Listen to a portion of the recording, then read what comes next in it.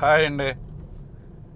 కాకినాడ సర్పవరం పూల మార్కెట్లో ఉన్నానండి ప్రస్తుతం.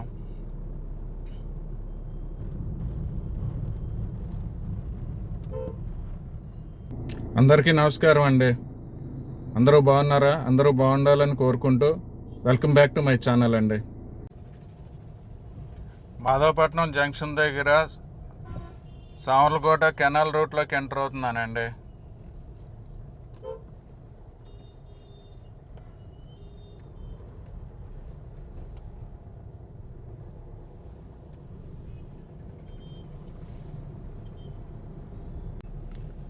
ఇంతకీ మనం ఎక్కడికి వెళ్తున్నామో చెప్పలేదు కదండి. ఈరోజు ఏంటంటే మ్యాక్సిమం ఈ కెనాల్ రూట్లోనే ట్రావెల్ చేస్తానండి. అంటే సామర్లకోట దాటిన తర్వాత కూడా ఇదే కెనాల్ రూట్లో ట్రావెల్ చేస్తానండి. సామర్లకోట ద్వారపూడి రూట్లో పెదబ్రహ్మదేవం వరకు వెళ్తానండి. అంటే పెదబ్రహ్మదేవం ఎందుకు వెళ్తున్నానో ఏమిటి అన్నది అక్కడికి వెళ్ళాక చెప్తానండి. అంతవరకు ఈ రూట్ ఎంజాయ్ చేయండి. మనకి ఎదురెళ్తున్న వెహికల్లో అన్ని ఫ్రూట్స్ అనుకుంటా అండి. అంటే కాకినాడ మార్కెట్లో కొని పల్లెటూరులో అమ్ముకోవడానికి తీసుకెళ్తారు కదండి, అవి అనుకుంటా.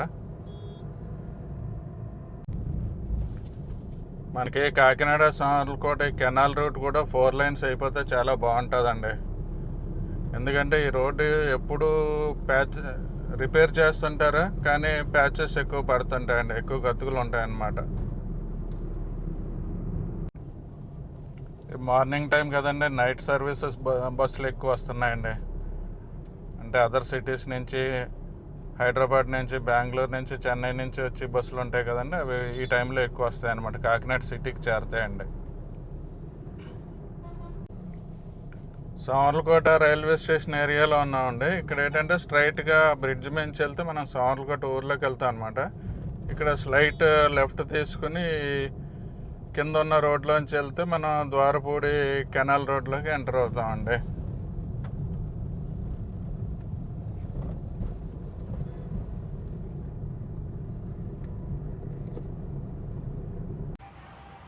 ఇది సామర్లకోట కుమారరామ భీమేశ్వర ఆలయం అండి. అంటే మనం వెళ్తున్న రూట్లో లెఫ్ట్ సైడ్ ఉంటుంది అనమాట.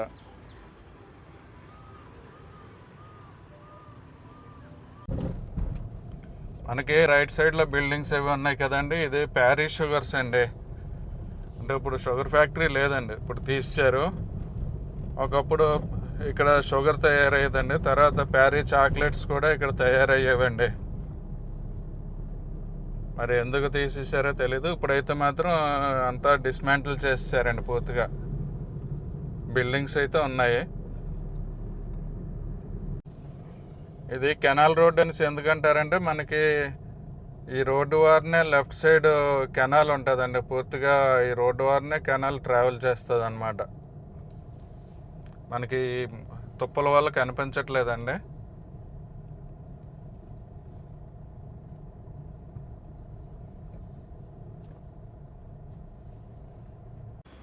కెనాల్ ఉంటుందని చెప్పాను కదండి, ఇదేనండి ఆ కెనాల్.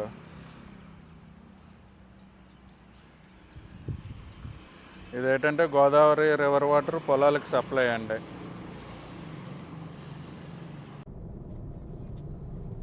ఇదంతా హుస్సేన్పురం విలేజ్ అండి. అంటే సామర్లకోట దాటిన వెంటనే మనకి ఈ రూట్లో ఫస్ట్ వచ్చేది హుస్సేన్పురం అన్నమాట. ఇది చాలా చిన్న విలేజ్ అండి.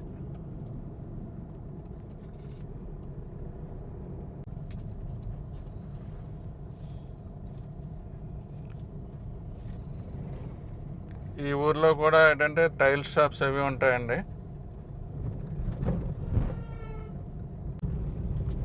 వేట్లపాలెం విలేజ్ చేరామండి. వేట్లపాలెం దేనికి ప్రసిద్ధో తెలుసు కదండి.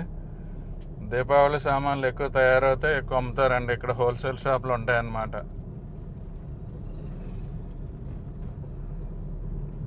ఆల్రెడీ షాపులు ఓపెన్ అయ్యే ఉన్నాయండి. అంటే దీపావళికి ఓపెన్ అవుతుంటాయి, కానీ ఇప్పటి నుంచి ఉన్నాయండి.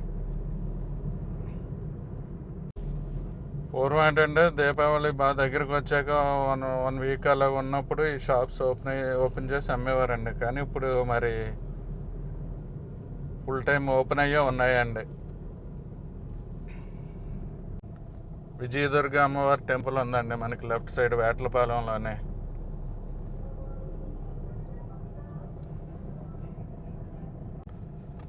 యాక్చువల్గా వేటలపాలెం ఏంటంటే రోడ్ సైడ్ ఉన్నది తక్కువ ఉంటుందండి. మనం రైట్ టర్న్ తీసుకుని లోపలికి వెళ్తే వేటలపాలెం విలేజ్ కొంచెం పెద్దదే ఉంటుందండి.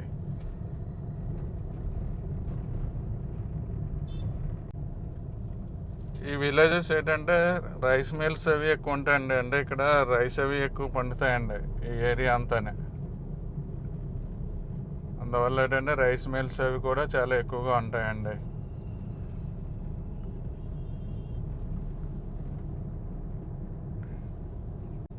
ఇది కెనాల్ రూట్ అని చెప్పాను కదండి. ఈ కెనాల్ వల్ల ఏంటంటే water supply through out the year ఉంటుందండి. అందువల్ల ఏంటంటే ఇక్కడ భూములు సారవంతంగా ఎప్పుడు సంవత్సరం పొడుగునా పంటలు పండిస్తుంటారండి ఈ ఏరియాలోనే.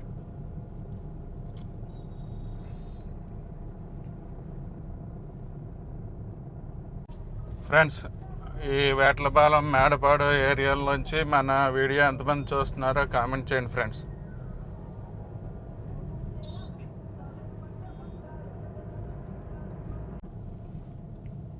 చూడండి, ఈ రోడ్డు అక్కడక్కడ ఇలా పాట్ హోల్స్ ఉంటే బాగోదండి.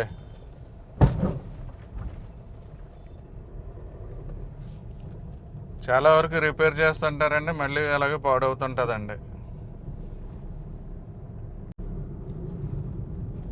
ఈ రూట్లో నెక్స్ట్ రాబోయే విలేజ్ మేడపాడు అండి.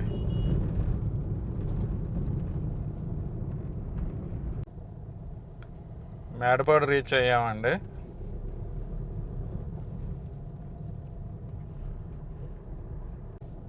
ఈ విలేజెస్ అన్నీ ఏంటంటే అండి ఈ కెనాల్ రోడ్లో రోడ్డు వరనే డెవలప్ అయిన ఊర్లు అండి ఇవన్నీ.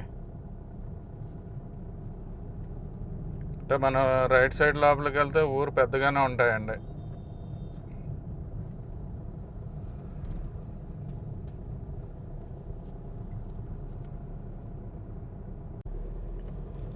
ఈ రూట్లో ఏంటంటే వేటలపాలెం, మేడపాడు, ఈ ద్వారపూడి ఇవన్నీ కొంచెం పెద్ద ఊర్లండి. ద్వారపూడి అయితే బిజినెస్ సెంటర్ అండి. క్లాత్ బిజినెస్ ఎక్కువ ఉంటుందండి ద్వారపూడిలోనే.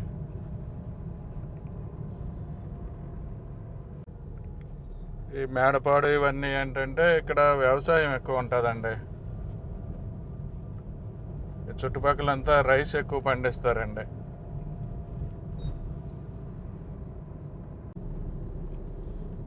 ఈ మేడపాడు దాటిన తర్వాత రోడ్డు ఈ మధ్యన వేసినట్టున్నారండి. ఇక్కడ బాగుంది, రోడ్డు అయితే బాగుందండి.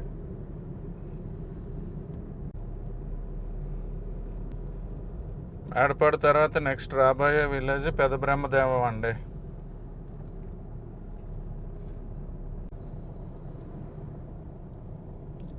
మనకి రైట్ సైడ్ ఉన్నదంతా పెద్ద బ్రహ్మదేవం అండి. అంటే ఈ రోడ్ నుంచి రైట్ సైడ్ వెళ్తే రైల్వే ట్రాక్ అవతల ఉంటుందండి పెద్ద బ్రహ్మదేవం. మనం పెద్ద బ్రహ్మదేవం దాటి ఎదరికి వెళ్తున్నా అండి కొంచెం.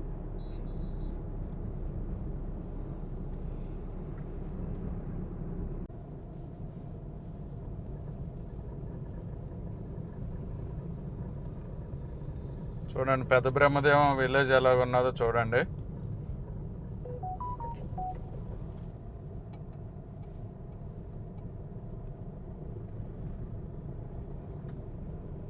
చిన్న విలేజ్ అండి పెద్ద బ్రహ్మదేవం అంటేనే.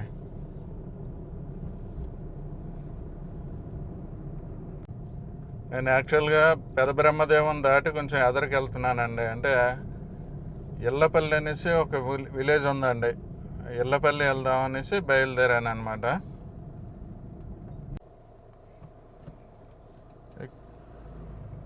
కెనాల్ రూట్లోని ఇళ్ళపల్లి బస్ స్టాప్ అంటారండి దీన్ని. ఇక్కడ ఏంటంటే మనం రైట్ టర్న్ తీసుకుని లోపలికి వెళ్ళాలండి ఇళ్ళపల్లి వెళ్ళాలంటే.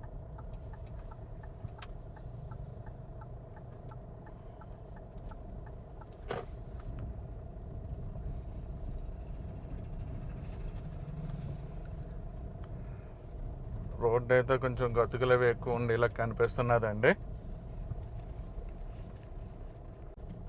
ఇళ్ళపల్లి విలేజ్ ఎందుకు వెళ్తున్నానో చెప్పలేదు కదండి. ఇళ్ళపల్లిలోనే ఒక టెంపుల్ ఉందండి.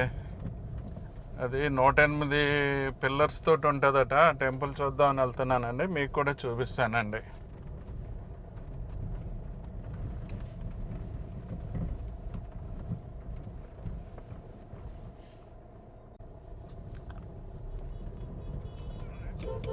ఈ రైల్వే ట్రాక్ కింద నుంచి వెళ్ళాలండి.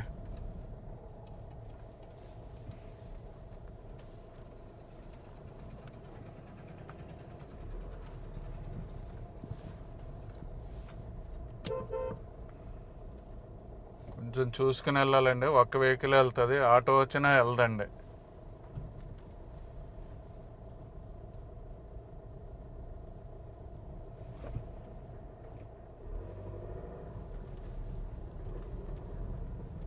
మొత్తానికి దాటేసామండి.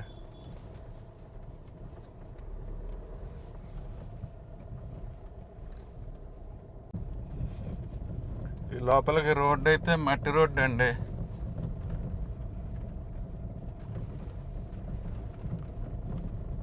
కొంచెం గతుకులు అవి ఎక్కువగానే ఉన్నాయండి.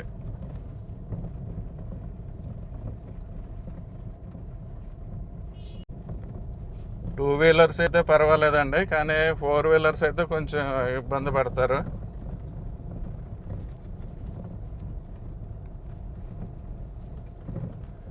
అంటే ఆ రైల్వే ట్రాక్ కింద కొంచెం జాగ్రత్త రావాలండి 4 వీలర్, అదొకటే ఇబ్బంది. మిగతాదంతా పర్వాలేదండి. ఈ ఏరియా అయితే మాత్రం చాలా ప్రశాంతంగా ఉందండి. ఇక్కడ టెంపుల్ ఉన్న ఏరియా. టెంపుల్ దగ్గరికి వచ్చామండి.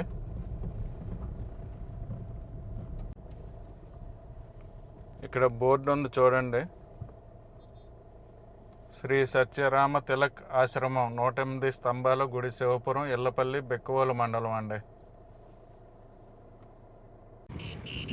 ఫ్రెండ్స్, ఇదే శివపురం టెంపుల్ అండి.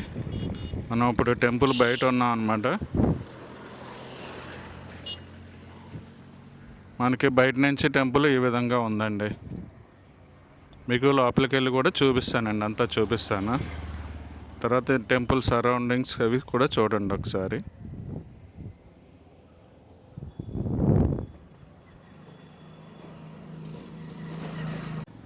టెంపుల్ లోపలికి వెళ్దామండి.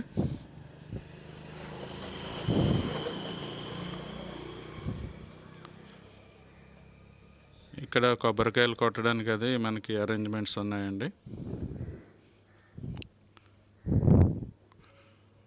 తర్వాత మనం టెంపుల్లోకి ఎంటర్ అవగానే ఈ విధంగా క్యూ లైన్ అది ఉందండి. ప్రదర్శనకి దారి, దర్శనానికి దారి.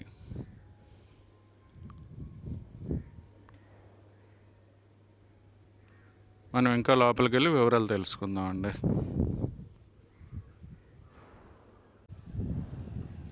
ఇక్కడ నందీశ్వరుడు ఉన్నాడండి.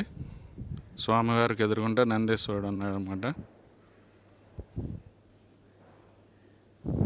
108 స్తంభాలు అని చెప్పాను కదండి, పిల్లర్స్.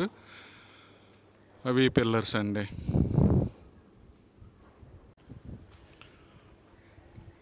చూడండి, ఇక్కడ పిల్లర్స్ ఉన్నాయి కదా.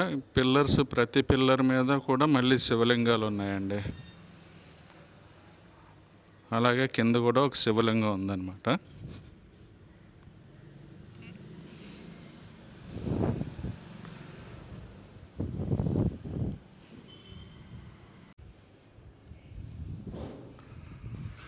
చూడండి ఫ్రెండ్స్, ఇవన్నీ పిల్లర్స్ అన్నమాట.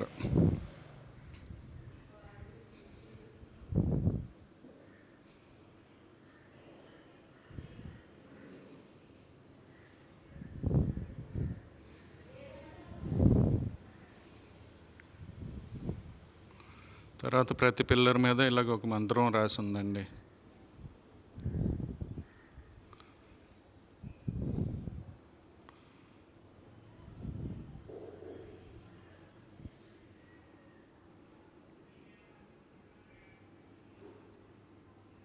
నమస్కారం అండి.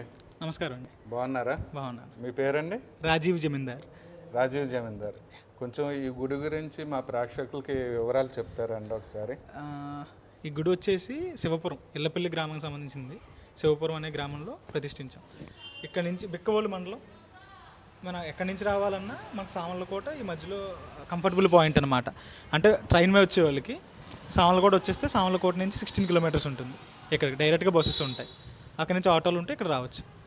గుడి దగ్గరికి వచ్చేటప్పటికి మొత్తం 108 స్తంభాలు, ప్రతి స్తంభానికి 1008 శివలింగాలు ఉంటాయి అన్నమాట.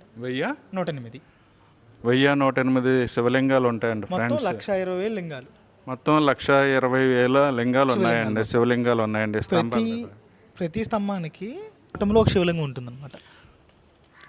చూడండి ఫ్రెండ్స్, బాటంలో ఒక శివలింగం ఉందండి. అంటే ఇలా ప్రతి స్తంభానికి ఉంటుంది.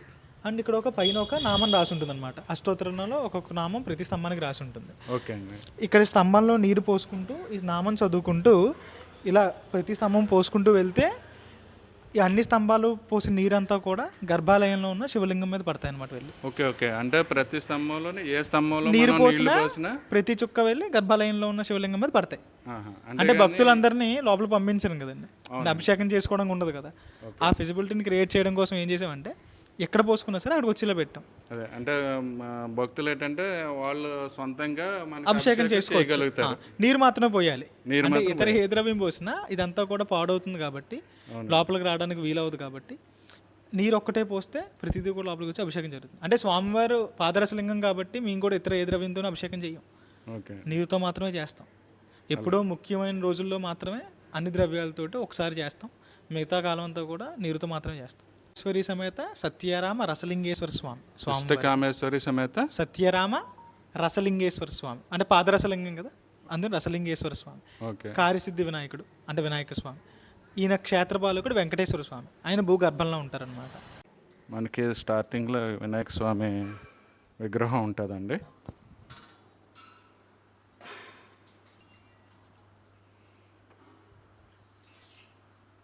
పాదరసలింగం అండి, బంగారంలో కనిపిస్తుంది కదా మనకి, ఏదైతే బంగారంలో ఉందో అదంతా కూడా పాదరసలింగమే. పాదరసలింగం మనకి పాదరసం అనేది సాక్షాత్తు శివుని వీర్యం అంట. అంటే పాదరసాన్ని మనకి విగ్రహ ప్రతిష్టప్పుడు వేస్తాం, ప్రాణ ప్రతిష్ఠ చేసేటప్పుడు పాదరసాన్ని వేసి విగ్రహాన్ని ప్రతిష్ఠిస్తాం అన్నమాట. అంటే పాదరసానికి ఎటువంటి రూపం ఉండదు, అందుకని పాదరసాన్ని వేసి దానిపైన విగ్రహాన్ని పెడతాం అనమాట. అలాంటి పాదరసాన్నే పూర్తిగా శివలింగ రూపంలో చేసామన్నమాట. బంగారం ఏదైతే ఉందో అదంతా కూడా వచ్చిన పొర, ఓకే, పెట్టింది కాదనమాట. స్వామివారు ప్రతి నిత్యం ఒక బంగారు పొర వస్తుంది. ఉదయాన్నే అభిషేకం చేసినప్పుడు మనం ఏం చేస్తామంటే స్వామివారిని కడుగుతాం అనమాట. అప్పుడు ఆ బంగారు పొర అంతా కూడా నీటిలో కలిసిపోయి వెండి కలర్లో కనిపిస్తుంది ఒక 5 నుంచి 10 నిమిషాలు.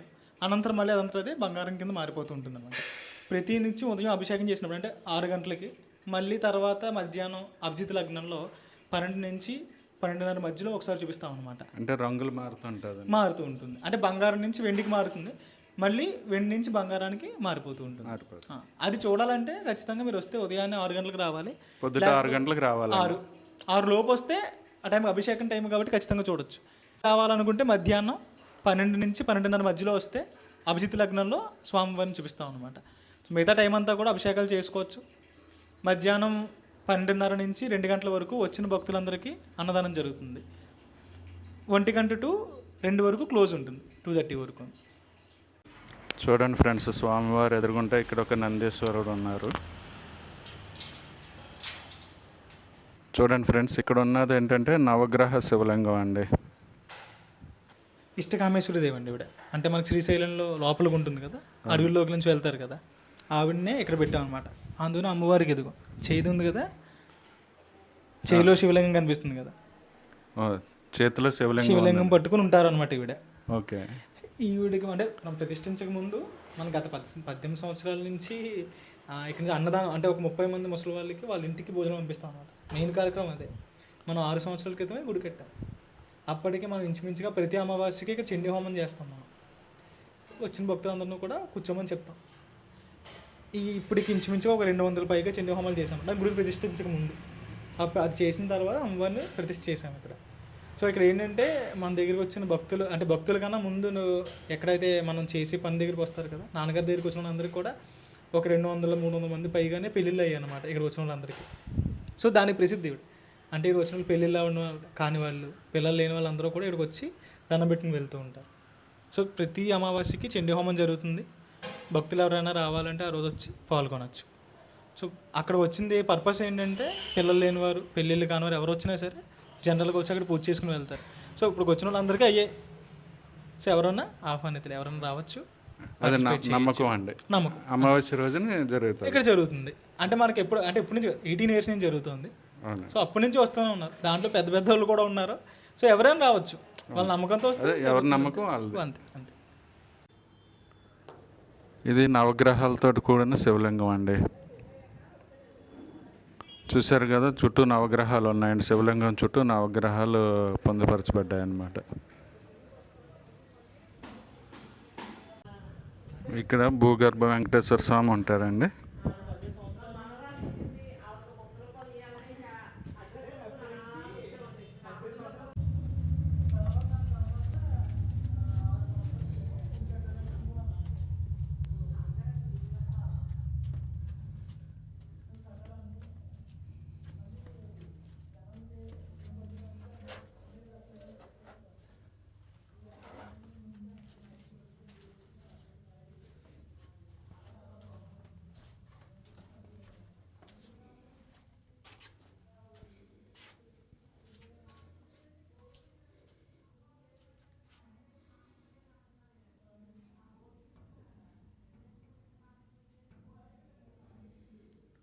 ఈ భూగర్భ వెంకటేశ్వర స్వామి ఏంటంటే క్షేత్రపాలకుడటండి. ఓకే స్వామి, చాలా థ్యాంక్స్ అండి. మా ప్రేక్షకులకు చాలా విలువైన సమాచారాన్ని ఇచ్చారు. థ్యాంక్ యూ సో మచ్ అండి. అని మీరు తీస్తే ఇంకా బాగుంటుంది, జనాలు అందరూ కూడా చూస్తారు కదా మా అక్కడ. Thank you so much. Okay, thank you అండి. ఫ్రెండ్స్, ఇప్పుడు మనం కెనాల్ రోడ్లోంచి ఇళ్ళపల్లి బస్ స్టాప్ అని దగ్గర నుంచి వచ్చాం కదండి, రైల్వే ట్రాక్ కింద నుంచి వచ్చాం కదా. అలా కాకుండా కొంచెం ఎదరికి వెళ్తే ఇంకొక రైట్ టర్న్ ఉంటుందండి. అక్కడ పెట్రోల్ బంక్ ఉంటుంది. పెట్రోల్ బంక్ పక్కన రైట్ టర్న్ అండి. ఆ రైట్ టర్న్ తీసుకుంటే రోడ్డు బాగుంటుంది అటండి. ఇప్పుడు నేను అదే రూట్లో వెళ్ళిపోతానండి వెనక్కి. ఓకే ఫ్రెండ్స్, ఈ వీడియో ఇంతటితో క్లోజ్ చేస్తున్నానండి. వీడియో కనుక నచ్చినట్లయితే లైక్ చేయండి, షేర్ చేయండి, సబ్స్క్రైబ్ చేయండి అండ్ కామెంట్ చేయడం మర్చిపోకండి ఫ్రెండ్స్. మీ కామెంట్స్ని బట్టి వీడియోస్ ఎలాగ ఇంప్రూవ్ చేయాలన్నది నాకు తెలుస్తుందండి. Thank you for watching the video అండి.